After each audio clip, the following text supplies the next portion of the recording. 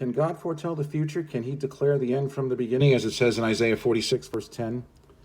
If the need to keep the law and the Sabbath was going to be done away with, he certainly would have known about it. Why did Jesus say in Exodus 20, verse 8, remember the Sabbath day to keep it holy, if he was only going to do away with the need to keep it? If the Sabbath was going to be done away, don't you think Jesus would have known that he was going to do away with it? But he didn't. He said, remember the Sabbath day to keep it holy.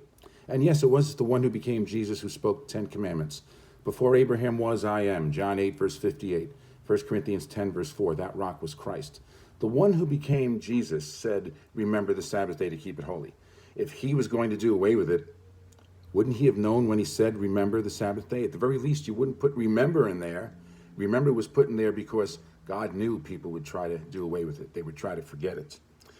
Why do you think Jesus said, think not that I am come to destroy the law? In Matthew 5, verse 17. Why in Matthew 5, verse 19 would he say, whosoever therefore shall break one of these least commandments and shall teach men so, he shall be called least in the kingdom of heaven? Why would he say that? Unless he knew people would do that. He wasn't ignorant of it. I think he specifically warned against teaching we don't have to keep the commandments because he knew it would happen.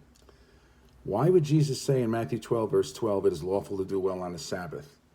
If he was only going to do away with it anyway, then it wouldn't matter. Why does Jesus say in Matthew 24, which is referring to the end, Matthew 24, verse 20, pray ye that your flight be not in the winter, neither on the Sabbath day, if his followers wouldn't be keeping the Sabbath in the end time? He knew they would, and that's why he said, pray your flight be not in the winter, neither on the Sabbath day.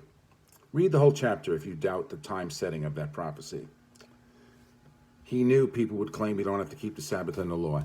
Indeed, in Matthew 24, verse 12, he says, and because lawlessness will abound, the love of many will wax cold. He was warning about it, just like Paul warned about the mystery of lawlessness in 2 Thessalonians 2, verse 7.